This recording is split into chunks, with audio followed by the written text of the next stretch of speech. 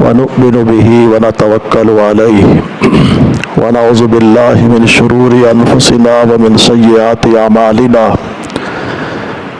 من يهده الله فلا مضل له ومن يضلل فلا هادي له وأشهد أن لا إله إلا الله وحده لا شريك له وأشهد أن محمدا عبده ورسوله صلى الله عليه وسلم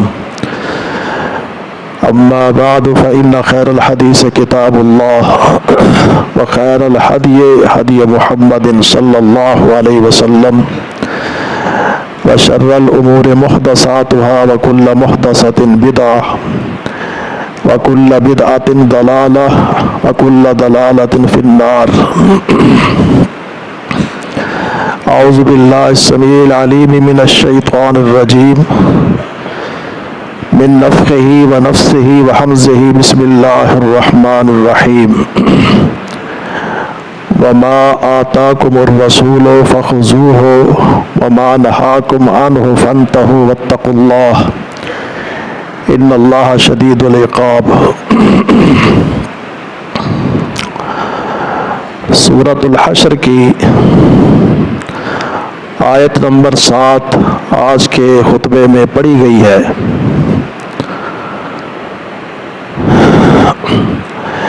اس آیت کا یہ ترجمہ ہے، اور جو کچھ بھی جو چیز بھی تمہیں اللہ کا رسول دے دے صلی اللہ علیہ وسلم اس کو لے لو، اور جس چیز سے منع کر دے اس چیز سے تم رک جاؤ۔ واتقوا اللہ، اور اللہ سے ڈر جاؤ۔ ان اللہ شدید العقاب، بے شک اللہ تبارک و تعالی سخت سزا دینے والا ہے۔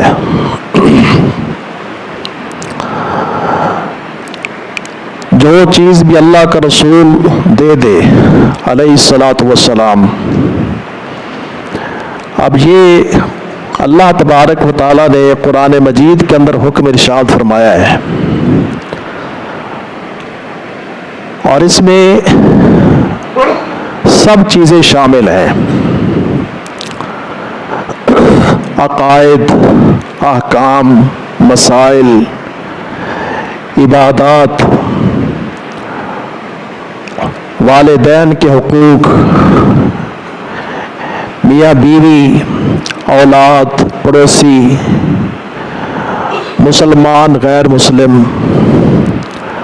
حتیٰ کہ حیوانات، اور پھر وہ چیزیں معیشت سے تعلق رکھتی ہیں یا معاشرت سے تعلق رکھتی ہیں، سیاست سے تعلق رکھتی ہیں، انفرادی زندگی سے تعلق رکھتی ہیں، اجتماعی زندگی سے تعلق رکھتی ہیں۔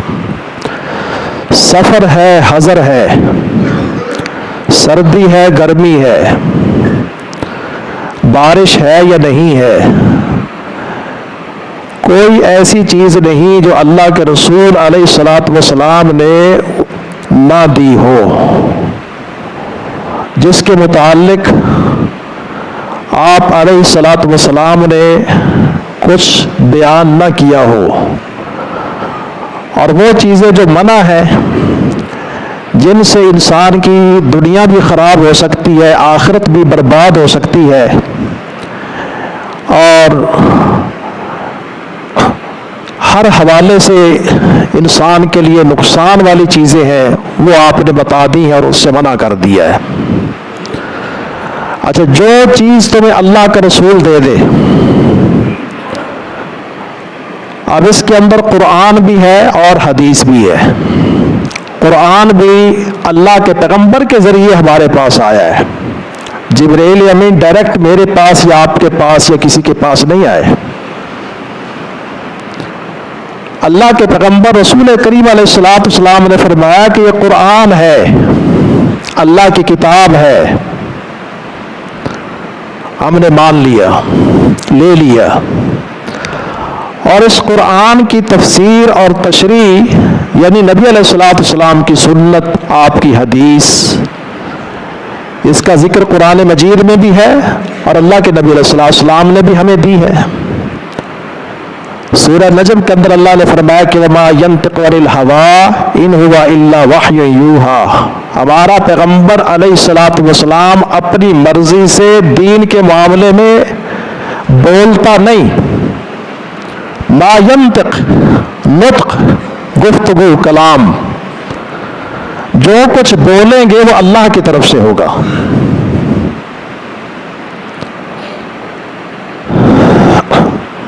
اور قرآن مجید کے اندر اللہ نے فرمایا ہے کہ ہم نے یہ کتاب آپ کی طرف نازل کر دی لِتُبَيِّنَهُ لِلنَّاسِ، تاکہ آپ لوگوں کے سامنے اس کو کھول کے واضح کر کے بتا دے.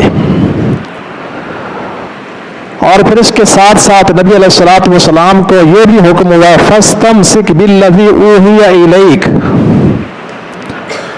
جو چیز آپ کی طرف وحی کی گئی آپ اس کو مضبوطی سے پکڑ لیں. اب وحی جو ہے وہ حدیث بھی ہے، قرآن بھی ہے، اور قرآن پاک کی حفاظت کی ذمہ داری بھی اللہ نے اپنے اوپر لی ہے. اِنَّا نَحْنُ نَزَّلْنَا الذِّكْرَ وَإِنَّا لَهُ لَحَافِظُونَ. اور حدیث کی حفاظت کی ذمہ داری بھی اللہ نے اپنے اوپر لی ہے. اِنَّا عَلَيْنَا بَيَانًا، یہ جو آپ نے اس کا بیان کرنا ہے اپنے قول سے، اپنے فعل سے، اس کی حفاظت بھی ہمارے ذمہ ہے. آج دیکھ لیں مصلی کے اوپر ایک امام اگر ایک زبر زیر کی غلطی کرتا ہے کتنے لوگ پیچھے سے اس کو بتانے والے ہوتے ہیں. اور طباعت کے حوالے سے اگر قرآن مجید کے اندر ایک زبر کی غلطی بھی آ جائے تو آپ دیکھ لیجئے کہ کہاں کہاں سے لوگ اس کو متنبع کریں گے کہ یہ آپ کی طباعت کے اندر غلطی، اس کی اصلاح کریں.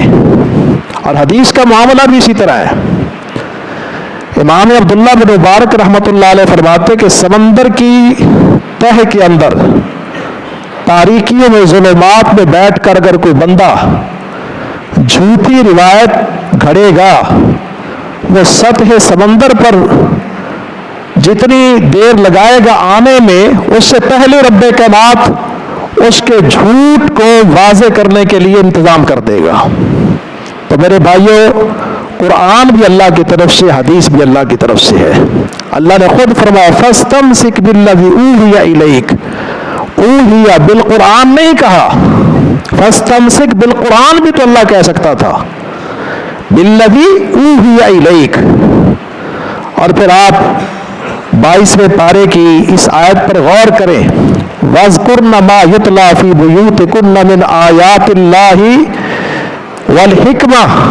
امہات المؤمنین کو حکم دیا جا رہا ہے کہ آپ یاد کریں اس چیز کو جو تمہارے گھروں میں تلاوت کی جاتی ہے. کیا تلاوت کی جاتی ہے؟ الکتاب، قرآن مجید، والحکمہ، اور حدیث. تو قرآن اور حدیث دونوں چیزیں اللہ کی طرف سے ہیں. اب قرآن اور حدیث کے اندر دنیا کا کوئی ایسا مسئلہ نہیں ہے جس کے متعلق میں رہنمائی نہ ملتی ہو. خیر کی چیزوں کو اختیار کرنے کا حکم ہے اور جو شر کی چیزیں ان سے بچنے کا حکم ہے. اس کے بعد اگلی بات چند ایک مسائل کی طرف توجہ دلانا ہے جس سے ہم عام طور پر غافل رہتے ہیں. نمبر 1، حج کا موسم شروع ہو رہا ہے.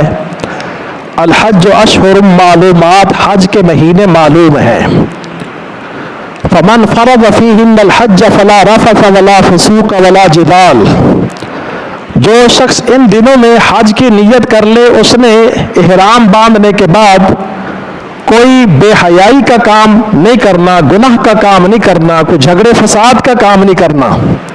اس کا یہ مطلب نہیں ہے کہ اس سے پہلے کرتا رہے یا بعد میں کرتا رہے، پہلے بھی نہیں کرنا، بعد میں بھی نہیں کرنا، لیکن اس وقت بالخصوص نہیں کرنا، وگرنہ ساری کی ساری محنت اس کی رائے گاہ چلی جائے گی. اور حج زندگی میں ایک بار فرض ہے. کس بندے پر فرض ہے؟ سورۃ آل عمران کے اندر اللہ نے فرمایا وَلِلَّهِ عَلَى النَّاسِ حِجُّ الْبَيْتِ مَنِ اسْتَطَاعَ إِلَيْهِ سَبِيلًا وَمَنْ كَفَرَ فَإِنَّ اللَّهَ غَنِيٌّ عَنِ الْعَالَمِينَ. اللہ کی رضا کے لیے حج اس بندے پر استطاع الیہ سبیلا، جو سبیل کو اپنے گھر سے لے کر مکہ مکرمہ تک جانے کی استطاعت رکھتا ہے، مالی استطاعت اور عورت کے لیے ذی محرم کا ہونا، اور اس کے بعد جسمانی استطاعت کہ وہ شخص یہ سفر کر سکتا ہے۔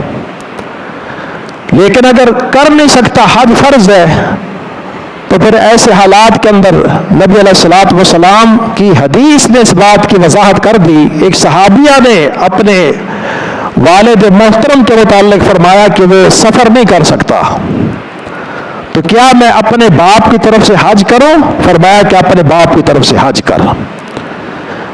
اور اس کی فضیلت کیا ہے؟ من حج للہ فلم یرفس ولم یفسق رجع کیوم ولدت امہ، جس بندے نے اللہ کی رضا کے لیے حج کیا اور گناہ سے اپنے آپ کو بچایا، اپنے ظاہر کو اپنے باطن کو گناہوں سے بچایا، فرمایا کہ جب حج اور عمرہ کر کے واپس آتا ہے تو گناہوں سے اس طرح پاک ہو جاتا ہے کہ یوم ولدت امہ، کہ جیسے اس کی ماں نے اس کو آج ہی جنم دیا ہے۔ جب بچہ پیدا ہوتا ہے گناہوں سے پاک ہوتا ہے، اور بچہ اگر بچپن میں فوت ہو جائے، چاہے وہ کافر کے گھر میں کیوں نہیں پیدا ہوا، وہ بچہ جنتی ہے۔ بچہ چاہے کافر کے گھر میں کیوں نہیں پیدا ہو گیا، معصوم عن الخطأ کل مولود یولد علی الفطرہ، ہر بچے کی پیدائش نبی علیہ السلام نے فرمایا کہ دین فطرت پر ہے۔ فطرت کیا ہے؟ اسلام، ایمان، عقیدہ، توحید، عمل صالح۔ کل مولود یولد علی الفطرہ فابواہ یحودانہ او ینصرانہ او یمجسانہ، بعد میں اپنے ماں باپ کے طور طریقے دیکھ کر وہ شخص یہودی بن جائے، مجوسی بن جائے، یا کوئی اور طریقہ اختیار کر لے، یا مسلمان رہے، اصل ہر بچے کی پیدائش اسلام پر ہے۔ تو بچہ گناہوں سے پاک ہے۔ یہ شخص حج پہ گیا، فمن حج للہ، اللہ کی رضا کے لیے اس نے حج کیا ہے، دکھاوے کے لیے نہیں، ناموری کے لیے نہیں، شہرت کے لیے نہیں، اپنی برادری سے حاجی نمازی کہلوانے کے لیے نہیں، صرف اللہ کی رضا کے لیے۔ اور یاد رکھو، جس عبادت کے اندر کوئی غیر آ جائے گا وہ شرک بن جاتا ہے، اور اللہ تبارک و تعالی شرک سے بے نیاز قسم کی ذات ہے۔ انا اغنی الشرکاء عن الشرک، اور الیسیر من الریاء شرک، معمولی سا دکھاوا بھی آیا تو غیر کو بیچ میں لے آیا، یہ خالص عبادت نہیں رہی، یہ شرک ہے۔ ہاں لوگ اپنے طور پر کہتے رہو، الگ بات ہے، لیکن اس نے اپنی نیت خالصتاً اللہ کی رضا کے لیے۔ تو فرمایا کہ جب واپس آتا ہے گناہوں سے ایسے پاک ہو جاتا ہے جیسے اس کی ماں نے اس کو آج ہی جنم دیا۔ اب قابل توجہ بات یہ ہے کہ حج زندگی میں ایک بار فرض ہے۔ اب یہ فرض کس بندے پر ہے؟ من استطاع الیہ سبیلا، جو آنے جانے کی استطاعت رکھتا ہے، اخراجات کا متحمل ہے۔ یہ آج میں نے اور آپ نے فیصلہ کرنا ہے کہ حج کے اوپر کتنے اخراجات ہیں۔ کیا اتنی رقم میرے پاس موجود ہے نقد کی شکل میں، مال مویشی کی شکل میں، سونے چاندی کی شکل میں، ڈالر ریال یا کسی اور شکل میں، یا زمینوں کی شکل میں، پلاٹوں کی شکل میں، بلڈنگوں کی شکل میں؟ اگر یہ چیز موجود ہے تو میرے بھائیو حج فرض ہو گیا ہے۔ اور سورۃ آل عمران کی اس آیت پر توجہ کریں، فرمایا کہ ومن کفر، جس شخص نے کفر کیا، فإن اللہ غنی عن العالمین، اللہ تبارک و تعالی سارے جہانوں سے بے نیاز ہے۔ کفر وعید ہے کہ حج فرض ہو گیا پھر حج نہیں کر رہا تو اس کا یہ عمل کفریہ ہے۔ آپ حضرت عمر فاروق رضی اللہ تعالیٰ عنہ، حضرت علی رضی اللہ تعالیٰ عنہ کے آثار اور ان کے ارشادات جب خلیفۃ المسلمین بن گئے تھے، دیکھو وہ اعلان کرتے کہ جاؤ جہاں جہاں تک دین اسلام پہنچ چکا ہے، دیکھو جو بندہ حج کرنے کی استطاعت رکھتا ہے وہ حج نہیں کرتا، اس کے اوپر ٹیکس نافذ کر دو۔ مسلمان پر زکوٰۃ ہوتی ہے اور کافروں پر ٹیکس ہوتا ہے، اور فرمایا کہ فَلَيْسَ عَلَى اللَّهِ أَن يَمُوتَ يَهُودِيًّا أَوْ نَصْرَانِيًّا أَوْ مَجُوسِيًّا، اللہ کو کوئی پرواہ نہیں کہ یہودی ہو کے مر جائے، مجوسی ہو کے مر جائے، عیسائی ہو کے مر جائے۔ اس کے بعد دوسرا مسئلہ بالخصوص جو قابل توجہ ہے وہ یہ ہے کہ ہمارے والدین دنیا سے چلے گئے، ہمارے دادا پردادا بڑے دنیا سے چلے گئے، یا بیوی چلی گئی، یا شوہر چلا گیا، اور جانا سب نہیں ہے۔ اللہ سب کو دین ایمان پہ لے کے جائے، شرک سے بچائے، عمل صالح کی توفیق دے، دین فطرت کے اوپر اللہ موت دے۔ اب وہ دنیا سے چلے گئے، ہم کتنا ان کو یاد رکھتے ہیں؟ جب ہم دنیا سے چلے جائیں گے ہماری اولادیں ہمیں کتنا یاد رکھیں گی؟ ہمارے ماں باپ نے ہمارے لیے کیا کیا؟ اپنا مال، اپنی دولت، اپنی جسمانی، روحانی، ایمانی قوت، اپنا خون پسینہ، سب چیزیں اپنی اولاد کے اوپر لگا دیا، اور اللہ اور اس کے پیغمبر کے بعد سب سے بڑا انسان کے اوپر جو حق ہے اس کے ماں باپ کا ہے، سب سے بڑا حق اس کے ماں باپ کا ہے۔ انشکر لی ولوالدیک، اللہ سورہ لقمان میں کہتا ہے کہ بندو میرا بھی شکر ادا کرو اور اپنے ماں باپ کا بھی شکر ادا کرو۔ اللہ ہمیں شکر گزار بندہ بنائے۔ شکر کیا ہے؟ نیکی۔ شکر کیا؟ عاجزی، انکساری، فرما برداری، خدمت۔ یہ ایک الگ مسئلہ ہے، اس کے متعلق پھر کسی وقت انشاءاللہ اللہ نے توفیق دی تو بات واضح کریں گے۔ تو مسئلہ یہ ہے کہ ماں باپ پر حج فرض تھا وہ نہیں کر گئے، بیوی پر حج فرض تھا وہ نہیں کر سکی، شوہر پر حج فرض تھا وہ نہیں کر سکا، اولاد پر حج فرض تھا وہ نہیں کر سکا، بہن بھائیوں پر حج فرض تھا وہ نہیں کر سکے۔ اس کے بارے میں شریعت ہمیں کیا سمجھاتی ہے؟